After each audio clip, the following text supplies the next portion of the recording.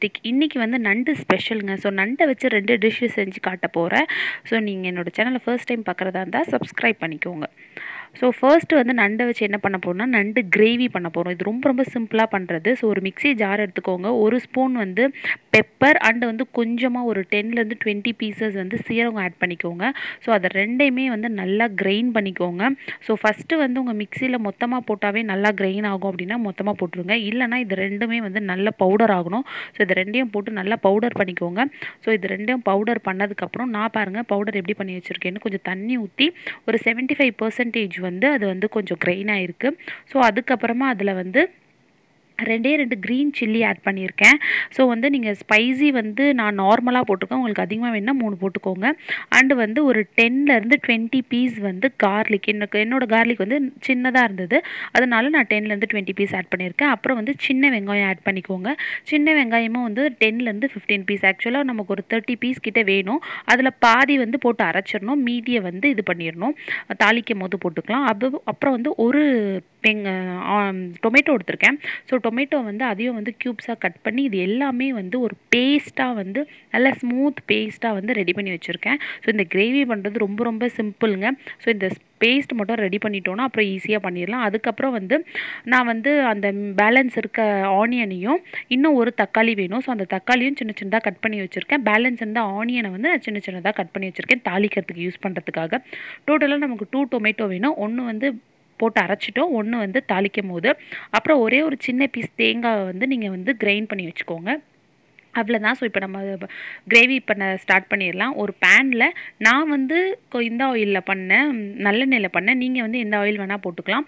So oil சூடானதுக்கப்புறம் balance இருக்க அந்த சின்ன வெங்காயத்தில் போட்டுருங்க. சின்ன வெங்காயத்தில் பண்ணால் நல்ல டேஸ்ட் இருக்கும். இது சின்ன வெங்காயம் இல்லைனா நீங்கள் வந்து பெரிய வெங்காயத்தில், நார்மல் பெரிய வெங்காயத்தில் கூட பண்ணலாம். ஸோ எப்பயுமே நான்வெஜ்னால் சின்ன வெங்காயத்தில் பண்ணால் எக்ஸ்ட்ரா டேஸ்ட் இருக்கும். நம்மளோட டேஸ்ட்டை வந்து கொஞ்சம் என்ஹான்ஸ் பண்ணி காட்டும்.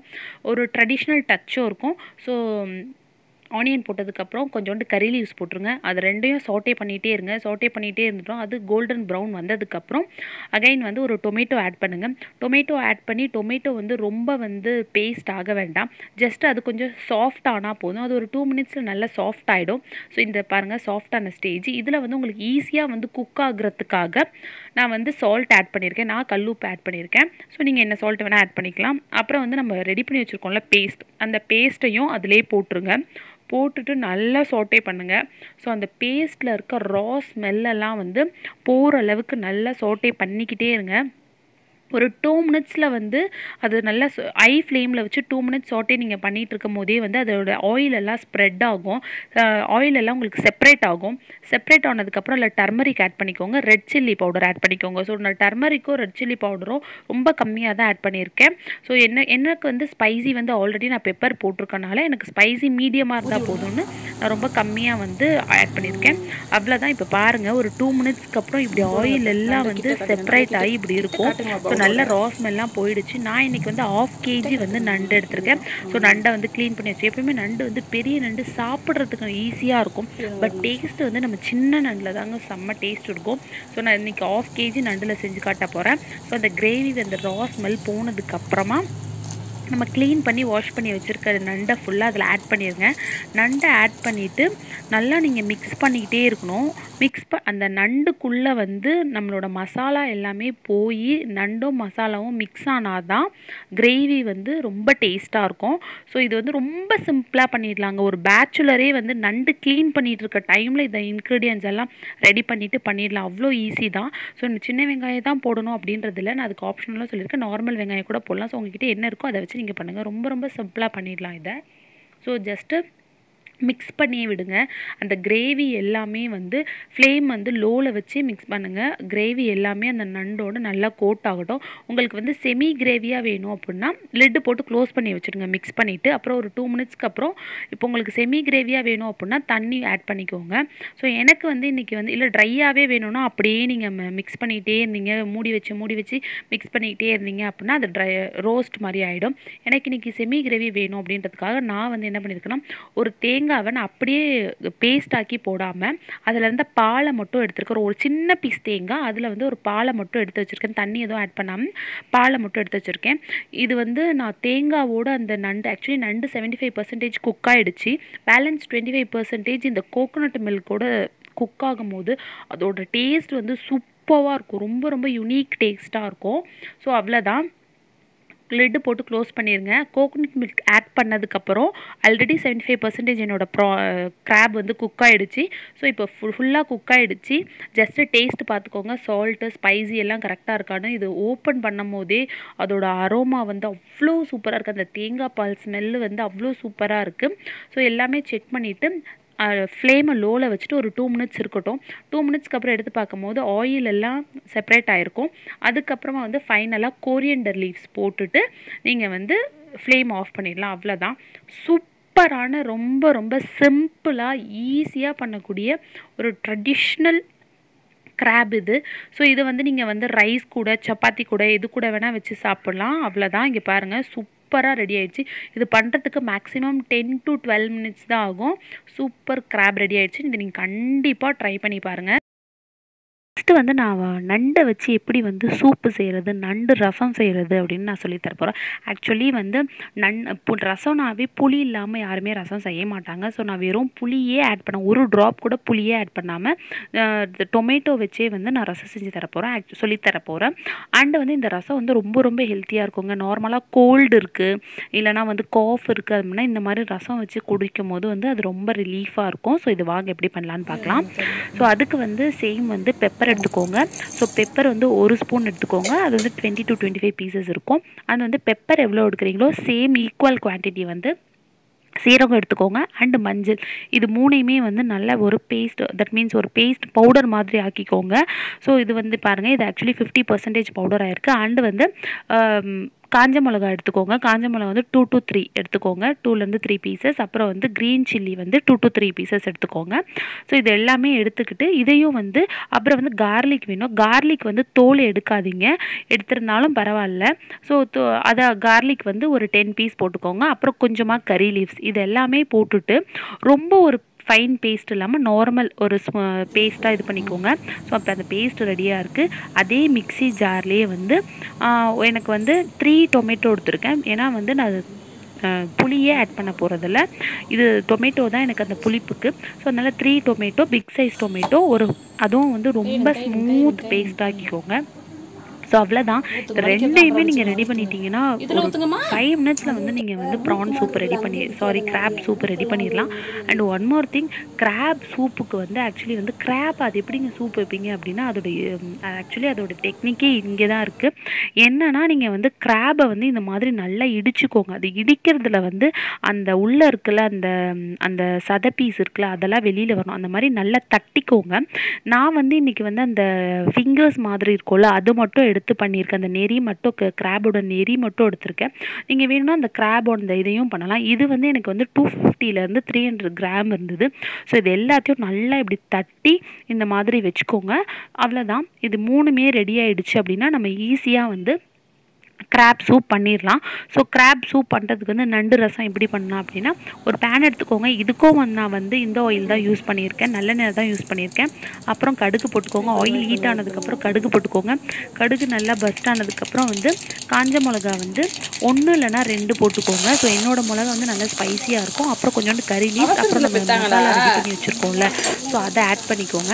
ஆட் பண்ணிவிட்டு கொஞ்சம் நல்லா ரசமுக்கு நம்ம நார்மலாக வந்து அதை சாட்டே பண்ணுவோம்ல, அந்த மாதிரி போட்டுட்டு அதை வந்து ரோஸ்ட் ஆகிற வரைக்கும் வெயிட் பண்ண வேணாம். போட்டது உடனே வந்து அந்த டொமேட்டோ பியூரி இருக்குல்ல, அந்த டொமேட்டோ பியூரியும் அதிலே ஆட் பண்ணிடுங்க. ஆட் பண்ணிவிட்டு அதுக்கப்புறம் நல்லா மிக்ஸ் பண்ணிகிட்டே இருங்க. ஆக்சுவலாக டொமேட்டோ பியூரி போட்டு ஒரு 1 மினிட் போதும். அதோட ரா ஸ்மெல் போகணும் அப்படின்றது நெசசரி இல்லை. 1 மினிட்டில் ஃப்ளேம் வந்து மீடியமாக வச்சுக்கோங்க. மீடியமாக வச்சுட்டு 1 மினிட் வந்து அதை நல்லா நீங்கள் வந்து சாட்டே பண்ணிகிட்டே இருங்க. அதுக்கப்புறம் வந்து நம்ம வந்து கிராப் வந்து இந்த மாதிரி தட்டி வச்சுருக்கோம்ல, அந்த கிராபை அப்படியே ஆட் பண்ணிடுங்க. ஏன் வந்து நான் வந்து டொமேட்டோவோட ரா ஸ்மெல் போகிறதுக்கு முன்னாடியே அதை ஆட் பண்ண சொல்லிட்டேன்னா, கிராப் வந்து நம்ம வந்து அப்படியே போட்டு அப்புறம் நம்ம தட்டி வச்சுருக்கனால அதில் ஒரு மாதிரி ஒரு ஸ்மெல்லு வரும்ல, அந்த ஸ்மெல்லும் அதில் இருக்க அந்த கிராப் வந்து இதில் தான் குக் ஆகணும். வாட்டர் எதுவுமே ஊற்றாமல் இந்த இதுலேயே மசாலாவோட கோட்டாகி அந்த கிராபில் இருக்க ரா ஸ்மெல்லும் போய் குக் ஆகணும். அதுக்காக தான் நான் வந்து இப்படியே போட்டு எதுவுமே வாட்டர் எதுவுமே ஆட் பண்ணாதீங்க. ஒரு 5 மினிட்ஸ் லோ ஃப்ளேம்லேயே வச்சு லோ இல்லைனா மீடியம் அந்த ஃப்ளேமில் வச்சு நல்லா இந்த மாதிரி பண்ணிகிட்டே இருங்க. அதுக்கப்புறம் கொஞ்சம் அது குக் ஆனதுக்கப்புறம் சால்ட் ஆட் பண்ணிடுங்க. சால்ட்டை ஆட் பண்ணி நல்லா வந்து சாட்டே பண்ணிகிட்டே இருங்க. நீங்கள் எந்த அளவுக்கு சாட்டே பண்ணி பாருங்கள் எவ்வளோ சூப்பராக குக் ஆகிருக்கு. ஏன்னா இப்போ குக் ஆகுறது தான் நம்ம வந்து சூப்புக்கு தேவையான வாட்டர் ஆட் பண்ணிட்டதுக்கப்புறம் குக் பண்ண போகிறதே இல்லை. நீங்கள் வந்து ஒழுங்காக குக் பண்ணாமல் விட்டுட்டீங்க அப்படின்னா சூப் ஒரு மாதிரி கவுச்சி ஸ்மெல் அடிக்கும், நல்லாவே இருக்காது. ஸோ அதுக்காக நல்லா இந்த மாதிரி நல்லா குக் ஆகணும். ஸோ குக் ஆகுற வரைக்கும் ட்ரையாக இந்த மாதிரி சாட்டே பண்ணிகிட்டே இருங்க. ஸோ பாருங்கள் நான் பியூரி எல்லாம் வந்து அந்த டொமேட்டோ பியூரி எல்லாம் அப்சர்வ் ஆகிடுச்சு. அதுக்கப்புறம் நான் வந்து வாட்டர் ஆட் பண்ணியிருக்கேன். இது நார்மல் வாட்டர் தான். ஆக்சுவலி அந்த மிக்ஸி ஜாரெல்லாம் அந்த வாஷ் பண்ணி போட்டல அந்த தண்ணி தான் அது. மிக்சியில் வந்து அந்த டொமேட்டோ பியூரி இருந்துச்சு, அதை வலிச்சு போட்டு தண்ணி ஊற்றினால அந்த தண்ணி, அதனால தான் கலராக இருக்குது. ஸோ இது இப்போ நான் புளியெலாம் இதில் எதுவுமே ஆட் பண்ணல, வெறும் வாட்டர் மட்டும்தான். ஸோ வாட்டர் வந்து உங்களுக்கு எவ்வளோ வேணுமோ, உங்களுக்கு எவ்வளோ சூப் வேணுமோ, நான் வந்து எனக்கு வந்து 300 கிராம் வரைக்கும் எடுத்திருந்தேன் ப்ரானு. ஸோ உங்களுக்கு எவ்வளோ வேணுமோ சூப் வேணுமோ அவ்வளோ வந்து தண்ணி ஆட் பண்ணிக்கோங்க. தண்ணி ஆட் பண்ணிட்டதுக்கப்புறம் தண்ணி ஆட் பண்ணி நீங்கள் லிட்டு போட்டு க்ளோஸ் பண்ணிட்டா கொஞ்சம் நேரத்தில் கொதிச்சிடும். அதுக்கு முன்னாடி சால்ட்டு பார்த்துக்கோங்க, சால்ட்டு கரெக்டாக இருக்கான்னு. சால்ட் உங்களுக்கு தண்ணி ஊற்றுனதுக்கப்புறம் சால்ட்டு கொஞ்சம் கம்மியாக இருக்க மாதிரி இருந்துச்சுன்னா சால்ட்டு போட்டுக்கோங்க. நான் வந்து கல்லுப்பு போட்டிருக்கேன். ஸோ லிட்டு போட்டு க்ளோஸ் பண்ணிடுங்க. ஸோ அது வந்து ஒரு 2 to 3 ஆக்சுவலி எனக்கு 2 மினிட்ஸ் ஆயிடுச்சு. இங்கே பாருங்கள் இப்போ தான் வந்து கொதிக்க ஸ்டார்ட் ஆகுது. ஆக்சுவலி ரசம்னா கொதிக்கவே கூடாதுன்னு சொல்லுவாங்கள்ல, ஆனால் இது வந்து கண்டிப்பாக கொதிக்கணும், நல்லா கொதிக்கணும். இங்கே பாருங்கள் இந்த மாதிரி நல்லா கொதிக்கணும். இந்த மாதிரி கொதிச்சதுக்கு அப்புறமா வந்து இது வந்து ஒரு 5 மினிட்ஸ்லேயே கொதிக்க ஆரம்பிச்சிடும். கொதிக்க ஆரம்பிச்சு இங்கே பாருங்கள் சைடில் எல்லாம் ஓரத்துல எல்லாம் ஆயில் வந்து ரிலீஸ் ஆகுதுல்ல.